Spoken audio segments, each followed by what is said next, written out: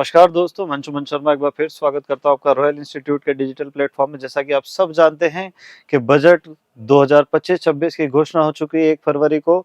आइए हम देखते हैं कि इस बजट में वित्त मंत्री श्री निर्मला सीतारमण जी ने आपके एग्रीकल्चर के फील्ड में क्या-क्या घोषणाएं की है। जहां तक कि बजट का सवाल है, हम लोग बात करते हैं कि पिछले साल जो आपके कृषि का बजट था उससे थोड़ा सा ही लगभग 5,000 करोड़ का बजट ही उन्होंने इसमें बढ़ाया है। जबकि महंगाई की दर है वो जो 6% से भी ऊपर बढ़ने वाली है। तो कहीं न कहीं कुछ खास सौगातें जो है आपके एग्रीकल्चर को वित्त मंत्री ने इस साल नहीं दी है। ये बहुत दुखद है सुनने में तो, परंतु फिर भी कहीं न कहीं थोड़ा-सा बजट बढ़ाया उन्होंने। यहाँ पर बात करते हैं कि वित्त मंत्री निर्मला सीतारमण जी ने शनिवार को कहा 1 फरवरी को कि कृषि भारत की विकास यात्रा को आगे बढ़ाने वाले 4 इंजन में से एक है। कृषि और किसान कल्याण मंत्रालय के लिए कुल आवंटन में केवल 4% की वृद्धि हुई है। इसका मतलब बजट बढ़ा है आपका मात्र 4%। जो पिछले वर्ष में था 1,32,000 करोड़ रुपए का, वो हो गया 1,37,000 करोड़ रुपए का। तो कहीं न कहीं बजट में कोई खास कोई बड़ी सौगात जो है वो एग्रीकल्चर को नहीं दी गई है।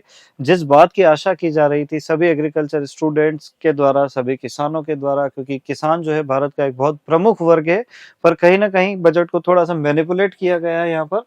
अब हम बात करते हैं कि उन्होंने घोषणा की है कि फल और सब्जियों के लिए एक व्यापक कार्यक्रम की घोषणा हम बनाएंगे। बिहार में मखाना बोर्ड की स्थापना हम करेंगे। साथ ही साथ उच्च उपज वाली बीजों पर एक राष्ट्रीय मिशन की योजना बनाई जाएगी।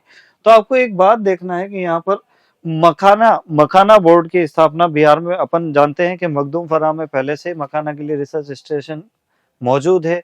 यहाँ पर बोर्ड बनाकर मखाना वास्तव में देखा जाए तो एक सुपर फूड की तरह माना जा सकता है। इसकी पौष्टिक वैल्यू बहुत अच्छी है, परंतु फिर भी कहीं न कहीं आपको मेनली आपको किस चीज़ पे ध्यान देना है कि आपका जो भारत का खाद्यान्न तेलों का जो आयात है, उसको कम करने के लिए तिलहनों पर विशेष ध्यान देने की योजना थी। मखाना वैसे भी इंडियन इकोनॉमी में कोई बहुत ज़्यादा वैल्यूएबल चीज़ नहीं है। फिर भी अगर ये प्रश्न आए कि मखाना बोर्ड कहाँ बनने वाला है, तो बिहार में मखाना बोर्ड बनने वाला है। स्पेशली बिहार को फोकस किया गया है। कहीं न कहीं चुनाव भी इसके पीछे कारण हो सकता है। साथ ही साथ प्रधानमंत्री धन धान्य कृषि योजना, है ना? धन धान्य कृषि योजना का मतलब ये है कि 100 जिले आपके चयनित किए जाएंगे जो खेती में बहुत ज्यादा पिछड़े हुए हैं, और वहां पर खेती को बढ़ावा देने के लिए बहुत सारी चीजों का विकास किया जाएगा, इंफ्रास्ट्रक्चर डेवलप किया जाएगा, किसानों की आर्थिक स्थिति को सुधारने के प्रयास किए जाएंगे। तो यहाँ पर कृषि की उत्पादकता को बढ़ाना, इको फ्रेंडली फार्मिंग करना, भंडारण की सुविधा बढ़ाना, सिंचाई की सुविधा बढ़ाना, साथ ही साथ किसानों को लंबे और छोटे समय के लिए कर्ज की व्यवस्था करना इस योजना का मुख्य उद्देश्य है। सेकंड, आशापूर्ण जिलों के कार्यक्रम की सफलता से प्रेरित होकर हमारी सरकार प्रधानमंत्री धन धान्य कृषि योजना को राज्यों के साथ साथ साझेदारी में शुरू करेगी। तो कहीं ना कहीं इसका बर्डन जो है वो राज्य सरकार पर भी आएगा। राज्य सरकार इसमें कितना ज्यादा पार्टिसिपेट करेगी, योजना उतनी अच्छी चलेगी।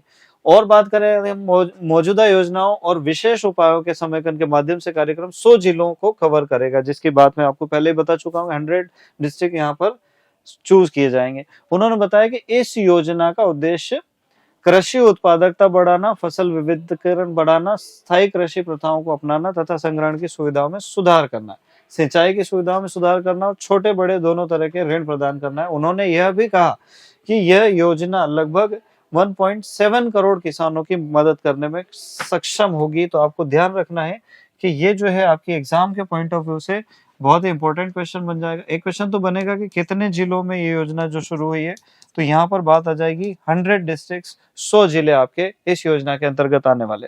साथ ही साथ कितने किसानों को इससे लाभ होने वाला है, तो 1.70 करोड़ 170 लाख किसानों का फायदा होने वाला। यह कार्यक्रम ग्रामीण महिलाओं, युवा किसानों, ग्रामीण युवाओं, छोटे और सीमांत किसानों और भूमिहीन परिवारों पर ध्यान केंद्रित करेगा। वैश्विक और घरेलू सर्वोत्तम प्रथाओं को शामिल किया जाएगा और बहुपक्षीय विकास बैंकों से उपयुक्त तकनीकी और वित्तीय सहायता प्राप्त की जाएगी। प्रथम चरण है इस योजना का और इसमें 100 विकासशील कृषि जिलों को हम कवर करेंगे।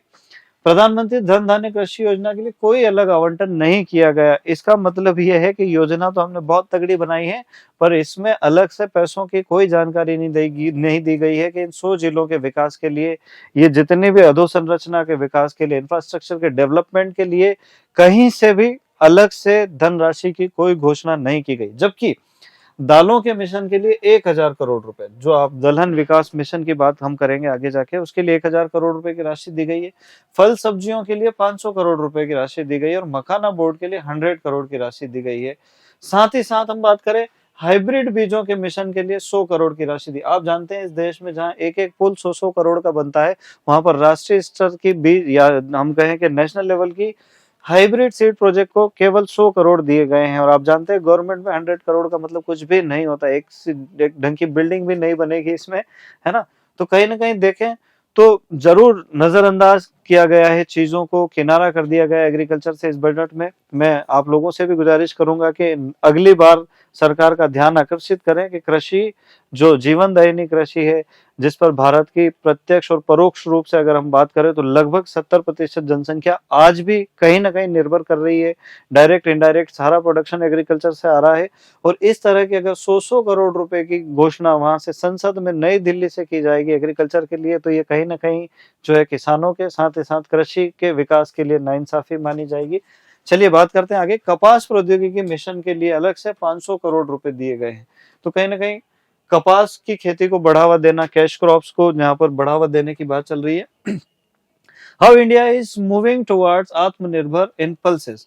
यहाँ पर दलहनों के रूप में देखिए, भारत की सबसे बड़ी समस्या क्या है कि भारत के ज्यादातर लोग शाकाहारी है और शाकाहारी लोगों के शरीर में प्रोटीन की हमेशा वैसे माना जाता है कमी पाई जाती है और उनकी प्रोटीन की पूर्ति सिर्फ दलहनी फसलें कर सकती है। साथ ही साथ अगर हम देखें तो दलहनी फसलों का प्रति हेक्टेयर उत्पादन जो है वो बाकी फसलों की तुलना में काफी कम है। मतलब एक तरह से कहा जाए कि एक समस्या के ऊपर दूसरी और तीसरी। तो यहाँ पर हम चाहते हैं, हम ज्यादातर दलहन जो है अभी अफ्रीकन कंट्रीज से इंपोर्ट कर रहे हैं, तो यहाँ पर दलहनों में आत्मनिर्भरता की बात की गई है। आइए देखते हैं इसके लिए क्या किया उन्होंने।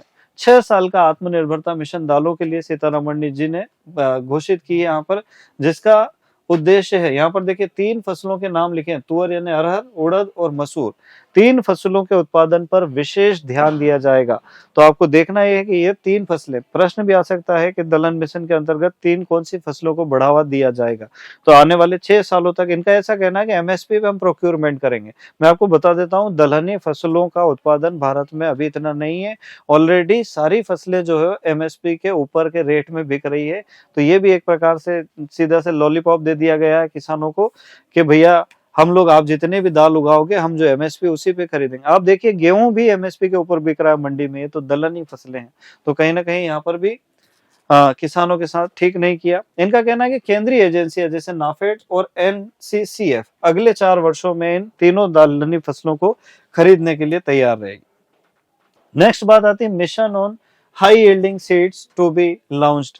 इसका मतलब कि अधिक उपज देने वाली किस्मों का के लिए एक विशेष प्रोग्राम की घोषणा यहाँ पर की जाएगी, पर वो आगामी समय में की जाएगी। चलिए बात करते हैं राष्ट्रीय बीज मिशन। सीतारमण जी ने कहा कि एक राष्ट्रीय उच्च उपज देने वाले बीजों का मिशन शुरू किया जाएगा।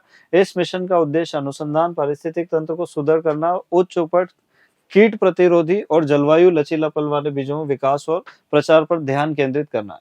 और जुलाई 2024 से अब तक जारी किए गए 100 से अधिक किस्मों के व्यावसायिक रूप से उपलब्ध कराना है। तो यहाँ भी कोई खास उन्होंने क्लैरिफिकेशन नहीं दिया। देखिए, जब जब भी कोई हम कहें कि कोई इकोनॉमिक्स का आदमी या कोई इंडस्ट्रियल आदमी या कोई ऐसे बैकग्राउंड का आदमी जिसने एग्रीकल्चर के बारे में बहुत कम नॉलेज गेन किया है, तो उनके बजट में या हम कहें कि कहीं ना कहीं उनके पॉइंट ऑफ व्यू में एग्रीकल्चर को हमेशा माइनर ही रखा गया है। तो आपको इस बात पे ध्यान देने की जरूरत है कि सरकार को इस बात का आपको महत्व समझाना ही पड़ेगा कि एग्रीकल्चर का बजट लगभग 2.5 लाख करोड़ 3 लाख करोड़ का बजट अगर एग्रीकल्चर का होगा तो 2-3 साल में ये जितने सारे मिशन है ना, ये सारे हम लोग फुलफिल कर लेंगे और चाइना से आगे निकल जाएंगे प्रोडक्शन के मामले में। क्योंकि जो यूथ है, जो युवा है, जो आप लोग हैं, जो स्टूडेंट्स हैं, वो पढ़ रहे हैं, पर कहीं ना कहीं इंफ्रास्ट्रक्चर कमजोर है। कॉलेजेस तो है पर वहाँ पे प्रोफेसर्स की कमी है, वहाँ पे लेबोरेटरीज की कमी है। और ये सारा पैसा कहाँ से आएगा? ये बजट में अगर पैसा बढ़ेगा तो हर जगह फायदा होगा। नहीं तो राज्य सरकार कितनी घोषणा कर ले, कितनी कॉलेज यूनिवर्सिटी बना ले, फैकल्टी कहाँ से लाएगी? सारी चीजें जहां भी हर नई मशीनरी खरीदने में पैसा खर्चा होता है। तो कहीं ना कहीं सरकार को इस ओर ध्यान देने की बहुत ज्यादा जरूरत है। आज नहीं तो कल इस बजट को आपको ध्यान दिलाना होगा और बढ़वाना पड़ेगा। नेक्स्ट हम लोग बात कर रहे हैं finance minister announces two 5-year mission to promote the cotton production. अगले 5 सालों में कपास की उत्पादकता को बढ़ाने के लिए मिशन बनाया गया है, जिसमें एक मिशन की घोषणा करते हुए सीतारमण जी ने कहा कि लाखों कपास उगाने वाले किसानों के लाभ के लिए मुझे कपास उत्पादकता मिशन की घोषणा करते हुए खुशी हो रही है। 5 साल का मिशन कपास की खेती की उत्पादकता और स्थिरता में महत्वपूर्ण सुधार करेगा और अतिरिक्त लंबी कंबल कपास की किस्मों को बढ़ावा देगा। तो यहाँ कहीं ना कहीं जो है कपास को हल्का सा हाईलाइट किया गया। इसके बारे में कुछ खास नहीं है। 500 करोड़ रुपए दिए हैं कपास को बढ़ावा देने के लिए। मैं आपसे कहना चाहता हूँ कि अगर किसी 1 लाख करोड़ रुपए से ज्यादा का बासमती राइस एक्सपोर्ट करता है इंडिया, और ये 2022-23 का डेटा है, आज तो उससे भी ज्यादा कर रहा है, तो 1.25 लाख करोड़ का तो हमने जो है बासमती धान एक्सपोर्ट कर दिया। बदले में हमको क्या मिला? सिर्फ 1,37,000 करोड़, वो भी पूरे एग्रीकल्चर की इकोनॉमी को चलाने के लिए, एग्रीकल्चर के इंफ्रास्ट्रक्चर को डेवलप करने के लिए। तो आपको मेजर क्रॉप्स पे भी ध्यान देना पड़ेगा। किसानों के लिए ऋण की सीमा में वृद्धि यहाँ पर की गई, ये थोड़ा सा अच्छा सा काम जो है उन्होंने किया है। तो यहाँ पर जो आपका केसीसी लोन होता था, उस लोन की सीमा को 3 लाख से बढ़ा के 5 लाख मैक्सिमम कर दिया। मतलब 5 लाख से ज्यादा का लोन आप अभी भी नहीं ले पाएंगे। तो कहीं ना कहीं यहाँ पर थोड़ा सा फायदा दिया है जो किसानों को कहीं ना कहीं। दूसरी बात कि यहाँ पे जो लोन वाला मामला, उसको आपको समझना पड़ेगा, ठीक है। लोन आपको मिलेगा 9% के रेट पे। ये जो रेट आपकी कैलकुलेट होती है, ईयरली कैलकुलेट होती है।